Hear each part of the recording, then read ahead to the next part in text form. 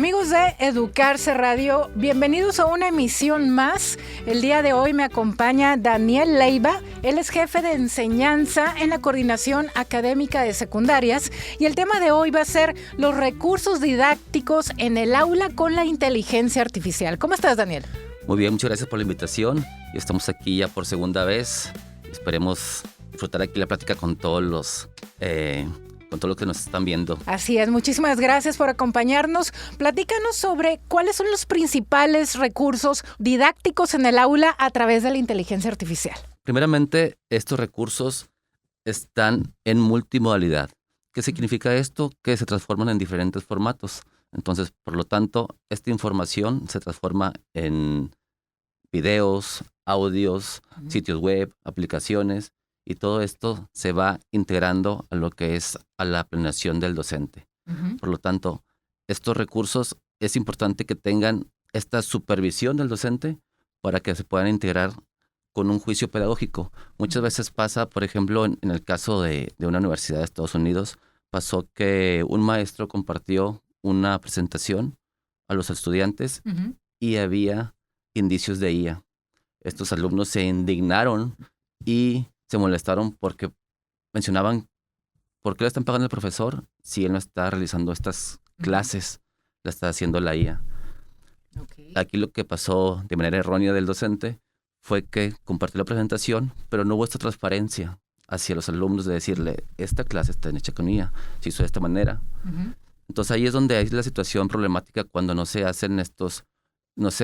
aplican estos recursos didácticos o multimodales con transparencia o de forma ética. Muy bien, Daniel. ¿Qué nos puedes decir acerca de los principales recursos multimodales que podemos utilizar en el aula?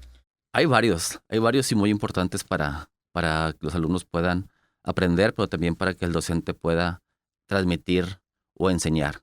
Vamos a clasificarlos en este caso.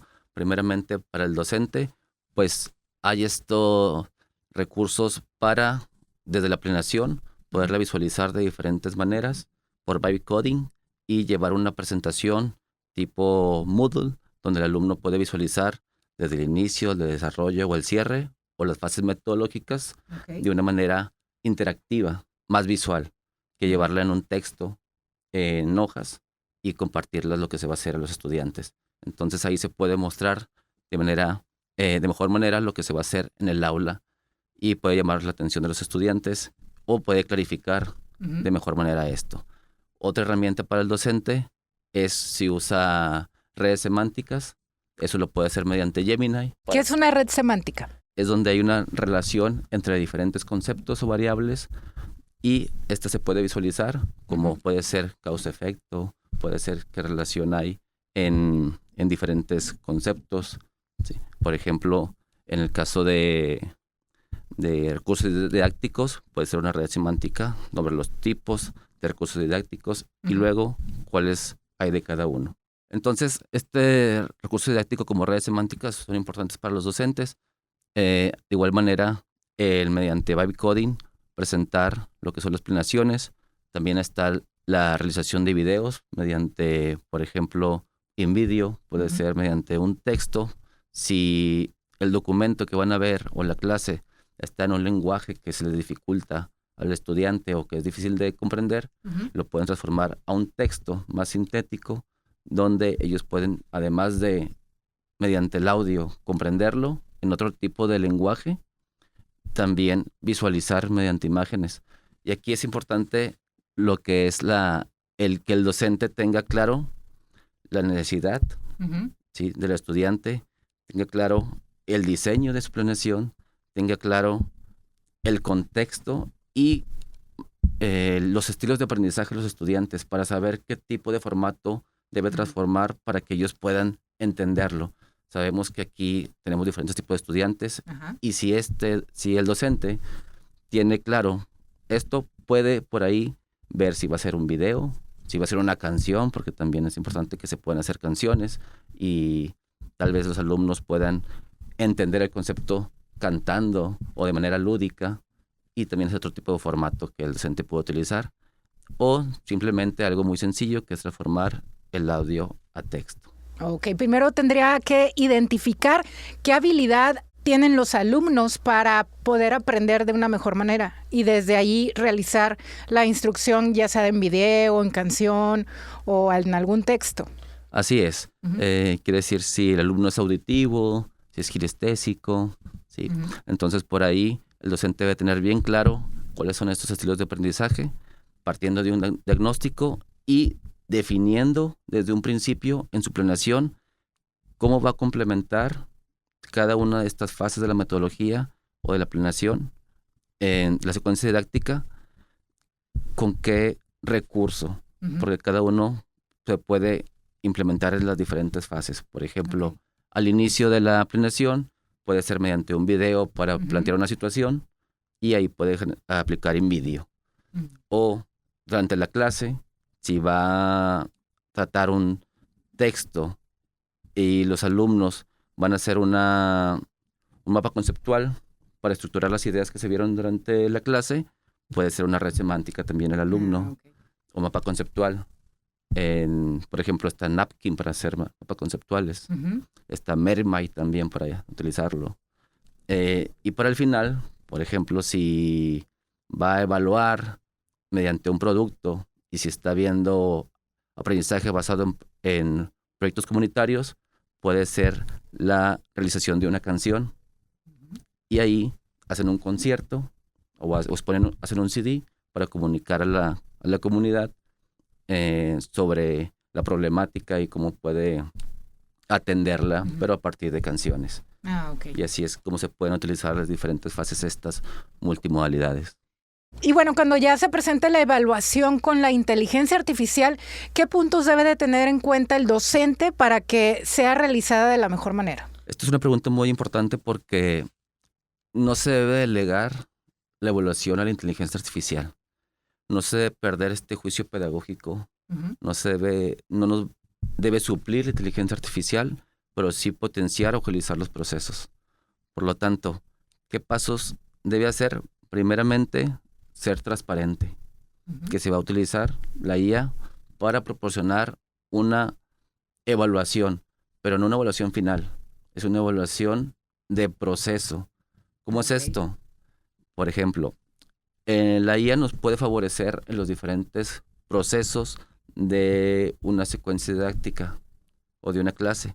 Sabemos que la evaluación formativa es antes, durante y después. Entonces, ¿cómo es este proceso? Por ejemplo, al inicio de la clase o del ciclo escolar, bueno, ¿cómo puedo usar la IA para evaluar? No, un diagnóstico. Primeramente, usando las encuestas que tengo en la escuela que apliqué a los estudiantes o padres de familia, y desde ahí se puede codificar toda esa información para detectar las fortalezas o áreas de oportunidad o estilos de aprendizaje que tienen mis estudiantes. Y ahí uso la evaluación antes de, y eso me permite plantear una ruta para yo planear. Eso es antes. Durante, ya que tengo el diagnóstico realizado y todo alineado, me sirve para cuando voy a ver algún tema, de igual manera, hay unas respuestas, hay temáticas, hay propuestas y también se codifica, pero aquí se puede realizar una codificación axial para saber también por qué pasa lo que se está realizando y saber las consecuencias de esto. ¿Cómo es una codificación axial? Tiene que ver con el establecimiento de relaciones con los conceptos o palabras. Primeramente, esta codificación es una transformación de la información, hace que tengamos una representación mental en los humanos, pero en la IA hace que tenga esta representación, pero mediante tokens. ¿Qué quiere decir esto? Que la IA identifica las palabras, las sílabas, los caracteres, y luego, a partir de ahí, hace una representación semántica. Une aquellos que son parecidos para después pasar al proceso donde identifica patrones y luego ya que los identifica, da la respuesta. Entonces, partiendo de esto, ¿qué hace la IA en la axial? Ve todas las respuestas, ve cuáles son causas y ve cuáles son efectos y te da una clara visión de estas dos partes. Entonces, a partir de esto puedes hacer desde redes semánticas, puedes hacer también infografías, puedes hacer en la evaluación estas tablas de relaciones para tener claro por qué los estudiantes están pasando esto y las consecuencias de esto. Siempre y cuando se tenga la información suficiente, en este caso esta información se llama base de conocimientos. Después pasamos a la final, donde que es importante no delegar la calificación final a la inteligencia artificial. Debe ser el docente quien da esta calificación. ¿Qué va a hacer la IA? De igual manera como la inicial. Va a detectar las áreas y fortalezas, ¿sí?, para que el docente pueda retroalimentar de manera específica a cada estudiante. Es importante que esta evaluación muchas veces se puede decir, bueno, tengo todos los trabajos, le digo a la IA que los evalúe, y luego le digo a la IA que los retroalimente, y yo ya no hago nada. Okay. Pero no puede ser así. Lo que sí se puede hacer es, de manera general, tener una visión como docente para poder plantear rutas o soluciones. Pero el docente no debe perder esa función de evaluar de manera particular, de retroalimentar el cara a cara, porque la IA no ve a los estudiantes. La IA solamente ve las palabras o imágenes que están en algunos textos. La IA no tiene empatía, no reconoce valores si no están escritos. La IA no puede ver si un alumno ayuda al otro. Muy interesante este tema sobre los recursos didácticos en el aula con la inteligencia artificial. Estoy con el maestro Daniel Leiva. Vamos a una pausa y regresamos aquí en Educarse Radio. Sintoniza Educarse Radio en Radio UDEM 90.5 FM, Radio Nuevo León en la cadena de Vive FM y en Radio UANL 89.7 FM. También puedes escucharnos en línea en la página www.nl.gov.mx/Educarse Radio. Continuamos aquí en Educarse Radio, estamos hablando sobre los recursos didácticos en el aula con inteligencia artificial con el maestro Daniel Leiva. Platícanos acerca de qué es un microbot. Es un sistema que está personalizado donde la agencia humana le da el proceso que debe seguir.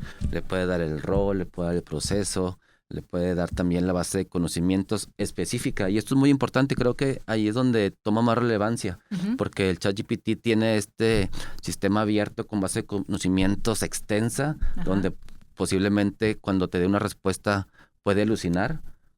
Okay. Y este bot te da una respuesta más cercana, ya que si tú lo encuadras a solamente la base de conocimiento que le estás dando, pues te va a dar una respuesta más confiable. Entonces es esta diferencia entre el ChatGPT y el microbot. Y volviendo un poco al tema de la evaluación, porque estos microbots se pueden utilizar tanto para la evaluación como generar también propuestas de planeación o para generar también diferentes formatos y convertir esta información a esta multimodalidad, dependiendo de las funciones que le des al microbot. La evaluación es muy importante, ya que le da este seguimiento al alumno de manera inmediata. Y así nos puede favorecer mucho a los docentes, porque muchas veces cuando estamos en el aula es complicado abarcar a todos los estudiantes porque el tiempo se va rápido, pero cuando el estudiante tiene este microbot para usarlo para una coevaluación, porque al final de cuentas se está evaluando otro, en este caso pues es un bot, no es un estudiante, pero igual entra de esta manera, te da tus áreas de oportunidad y puedes ir afinando el trabajo siempre y cuando el docente programe este bot y le dé los indicadores y le dé la base de conocimientos, y así el alumno puede ir avanzando, ir afinando sus actividades. Ya no es lo mismo que el docente esté 5 veces con el estudiante y avanza de esta manera y luego no darle atención a otro. Entonces aquí todos tienen la misma oportunidad del seguimiento. El docente va acompañando de manera general y ahora sí, de manera personalizada, el docente evalúa. Ya que tiene el docente esta evaluación y detecta estas áreas de oportunidad mediante la codificación, como lo mencionamos, puede plantear lo que es una planeación personalizada. Y aquí es donde ayuda también estos bots, donde si el alumno tiene cierta necesidad, el docente puede plantear al bot que a partir de a ciertos alumnos haga cierta actividad, a partir de otros alumnos haga otra actividad. Entonces, para esto, el bot se programa, por ejemplo, que mencione el nombre del alumno, después el estilo de aprendizaje, después qué contenidos tuvo dificultades. Entonces, el alumno va respondiendo y a partir de esto, el bot puede generar propuestas de actividades para fortalecer esas áreas de oportunidad que él tenía. Y a esto se le llama también aprendizaje adaptativo. ¿En dónde podemos encontrar estos microbots o cuáles son los más comunes o los más utilizados? Pues hay varios. Normalmente usamos el ChatGPT porque lo pagamos y estamos acostumbrados. Se llama GPT Builder. También está el Gemini, donde se llaman gemas. Ahora actualmente, hay un comercial para Gemini, pues es gratuito para los estudiantes. El Gemini Pro, donde con su credencial o un documento que pueda ser validado, pues lo pueden tener el Gemini Pro y es de mucha utilidad para crear sus gemas, le llaman ahí. Y esto también es un bot. Está de manera también gratuita. Está el POE, que ya tiene tiempo, pero ese tiene ciertas limitaciones en respuestas.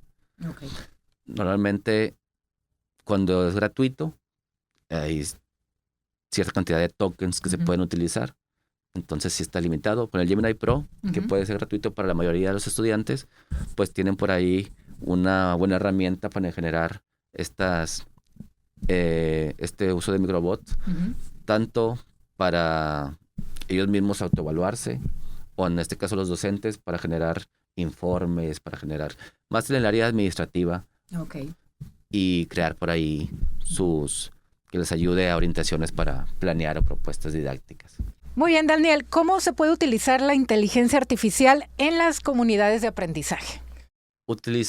No sé si utilizar, pero sí hay este espacio de reflexión ante esta herramienta, que es una comunidad de aprendizaje, eso mismo, este espacio donde se comparte, se colabora, se comunica las experiencias, ¿sí?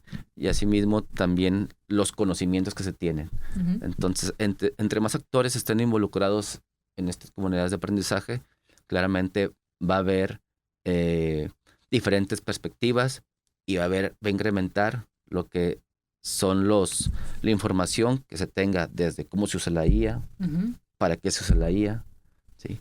Entonces, esta información que nos den desde los docentes, desde los estudiantes, la familia, nos puede dar un panorama de si se está usando bien o mal, y a partir de ahí retomar aquello que se hace bien para plantear directrices o protocolos u orientaciones, y aquello que se hace mal, pues hacerlo a un lado. Y por lo tanto, desde la coordinación académica de secundarias, favorecemos lo que es el crear estas comunidades de aprendizaje con docentes. Tenemos grupos por ahí con diferentes, desde las diferentes metodologías, pero es importante también tener claro y compartir lo que se vive desde las aulas, porque muchas veces nosotros no tenemos esta información porque estamos alejados de las aulas un poco, solamente tenemos la visión de los docentes, pero qué mejor que desde la coordinación académica de secundarias o desde la dirección de secundarias podamos realizar esta comunidad de aprendizaje enfocada a la IA, ¿sí? Para poder crear estos protocolos que actualmente algunas universidades como la UDEM o el TEC los tienen ya para usar lo que son las herramientas de inteligencia artificial, pero todavía hay por ahí una área de oportunidad, ya que En educación básica todavía falta esa información y recopilarla para a partir de ahí crear estas directrices o esta política educativa que se necesita para integrarla de manera ética, de manera centrada en el estudiante, ¿sí? Y con esta seguridad informática también para que no haya estos problemas de deepfake o de fuga de información o de sesgos en el conocimiento. Entonces, por esto es importante crear esta red. ¿Cómo se hace? Pues primeramente tener esta comunicación con los docentes, hacer estos grupos sociales, crear estos diálogos, estas mesas de trabajo para poder plantear preguntas sobre cómo se usa, recopilar esta información, tenerla bien en estas bases de datos y a partir de ahí hacer estos análisis y poder tener un buen diagnóstico para proyectar estas acciones futuras que se deben de hacer para integrarlas en el aula y los procesos de enseñanza-aprendizaje. Muy bien, Daniel, ¿en dónde se pueden poner en contacto todos los docentes que requieran a lo mejor un curso, orientación sobre todo este tema de los recursos didácticos en el aula con inteligencia artificial u otros temas relacionados también con esta tecnología? Sí, pues está el teléfono de la Coordinación Académica Secundaria, que es el 81 83 11 24 83. Por ahí se pueden comunicar para pues pedir en este caso que haya por ahí alguna asesoría o en este caso damos asesorías trimestrales, por ahí se puede hablar sobre la inteligencia artificial, que vayamos a las escuelas también a dar un curso sobre inteligencia artificial. Entonces, por ahí podemos tener este vínculo o esta comunicación a partir de un oficio que les hagan llegar a la dirección de secundaria para poder nosotros ir a sus escuelas o plantear una asesoría de manera virtual y seguir favoreciendo y promoviendo este uso de la IA, pero de manera ética. Excelente, pues muchísimas gracias por toda esta información tan valiosa. Daniel Leiva, jefe de enseñanza en la Coordinación Académica de Secundarias, aquí en Educarse Radio. Muchísimas gracias. No, gracias a ustedes, un gusto.